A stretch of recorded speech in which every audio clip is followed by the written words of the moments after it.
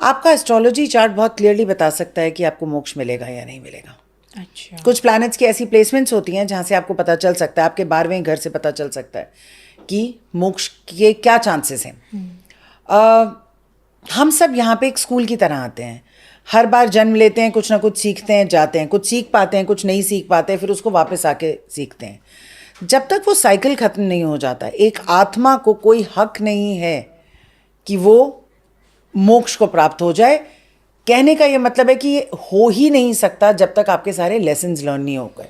जैसे कि जब हम स्कूल में बहुत सारे एग्ज़ाम्स देते हैं और सारे एग्ज़ाम्स पास करते हैं तभी क्लास से नेक्स्ट क्लास में जाते हैं, वैसे ही हमारी आत्मा इस जीवन में बहुत सारे लेसन सीखने आई है। कुछ लेसन आपने सीखे, कुछ नहीं सीखे, फिर वो अगले जन्म में। ऐसे करते करते जब वो पूरा बैग ऑफ लेसन्स ख़त्म हो जाएगा और तब जाके आपके जीवन जो है वो ख़त्म होंगे। आपको साइकिक इन्वेस्टिगेटर भी बताया जाता है, तो कोई आपका एक ऐसा केस जिससे आपको भी बहुत कुछ सीखने को मिला हो, जिसे आपने सॉर्ट आउट किया हो? मैं पैरानॉर्मल इन्वेस्टिगेटर नहीं हूँ, मैं पैरानॉर्मल एक्सपर्ट हूँ। मैं क्लियरिंग्स करती हूँ, पोजेशंस की क्लियरिंग्स करती हूँ, पर इससे पहले कि पॉडकास्ट देख के लोग रीच आउट करें, मेरी बुकिंग 1 साल की ऑलरेडी पीछे चल रही होती है। मैंने बहुत सारे केसेस देखे हैं जो मेरे को बहुत अजीब भी लगे।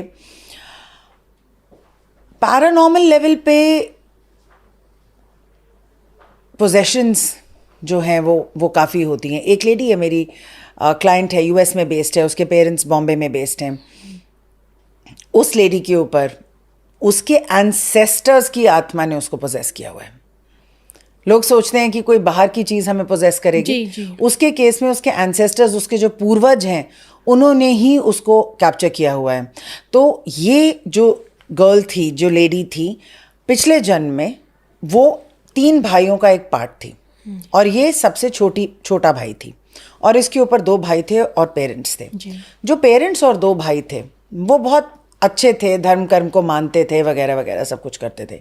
और ये जो सबसे छोटा भाई था वो कुछ नहीं करता था और उसको लगता था कि ये पैसे जो हैं, काफ़ी पावरफुल और वेल्दी फैमिली थी और उसको लगता था कि ये पैसे मुझे मिलने चाहिए।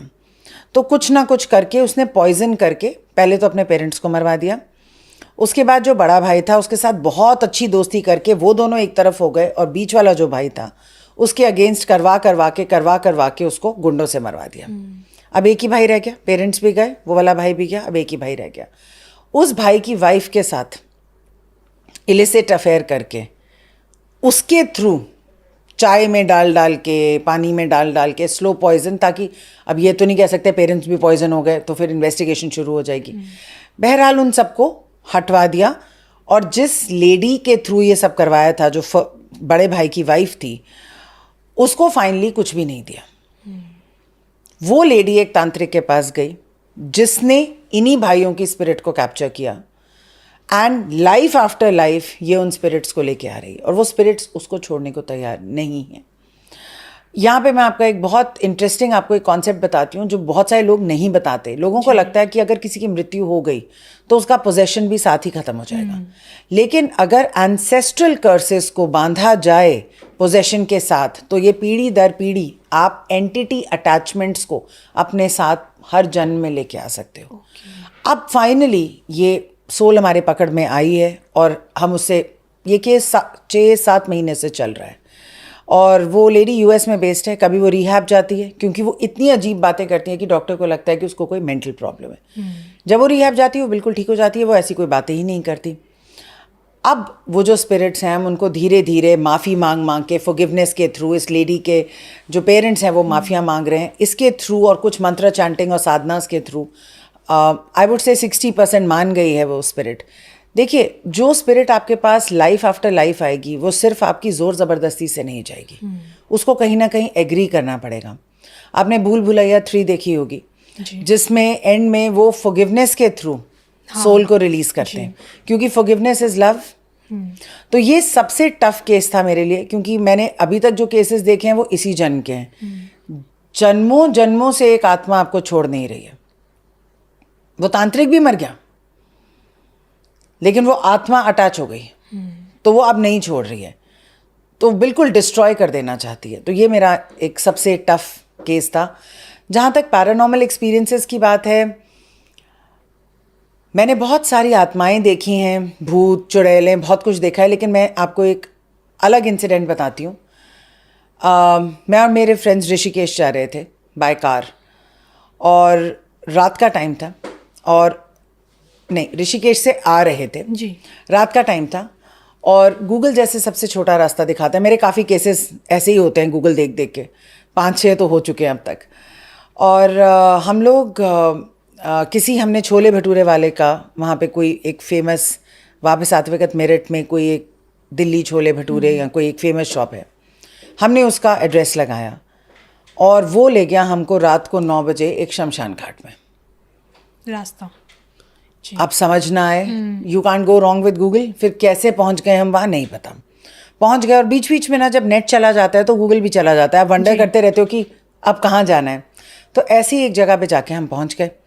हमने कहा ये कहाँ आ गए, चलो रिवर्स करते हैं, गलत रास्ता आ गया, गाड़ी ना चले। अब ऐसे में आपको सारी हॉरर मूवीज़ याद आ जाती हैं।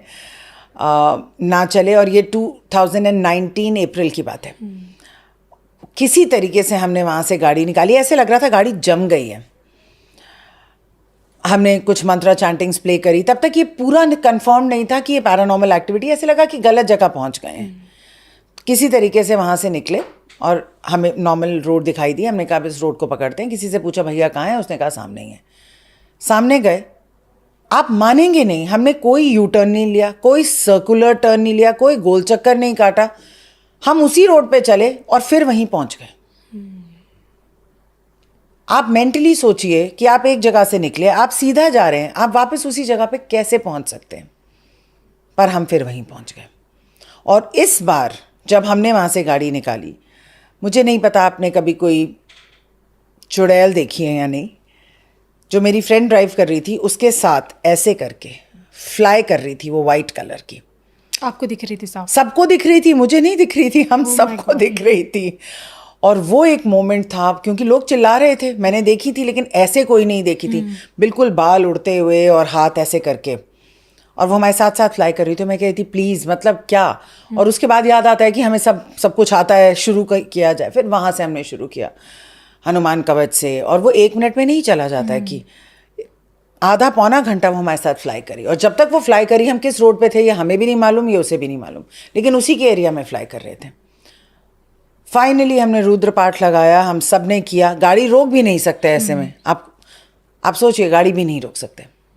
वो करके फिर वो एकदम हमें धक्का मार के निकली, और जैसे उसने गाड़ी को धक्का मारा, हम सबको एकदम झटका लगा, जैसे किसी ने पीछे से ब्रेक पुश लगा किया दिया, हो। जी। और पीछे कोई ट्रैफिक नहीं था हमारे, लेकिन हमें, और बहुत तेज एक श्रीक, चीख जिसे कहते हैं, करके वो एक तरफ और हम एक तरफ। और वहाँ से हम पहले सबसे हमने टेंपल ढूंढा, हम वहाँ गए, हमने जो मर्जी हम कर सकते थे। अब रात को आपको पता है टेंपल्स बंद होते हैं इस टाइम पे, लेकिन हम वहाँ पहुँच के सांस ली, पानी वानी पिया। बहुत देर के बाद होश आया, और फिर हमने किसी को बोला कि आपकी गाड़ी के पीछे पीछे लगाएंगे। दिल्ली की जो गाड़ियाँ जा रही थी, किसी को रिक्वेस्ट करके फिर हम वापस आए। आपके इसी इंसिडेंट से जुड़ा एक सवाल मेरा ये है कि जब कोई ऐसा इंसान इस तरह की सिचुएशन में आ जाता है जहाँ वो अकेला हो और कुछ आत्माएं उसे घेर ले, चाहे वो ईविल आत्मा हो, तो उस टाइम ऑन द स्पॉट उसे क्या करना चाहिए? माँ काली का मंत्र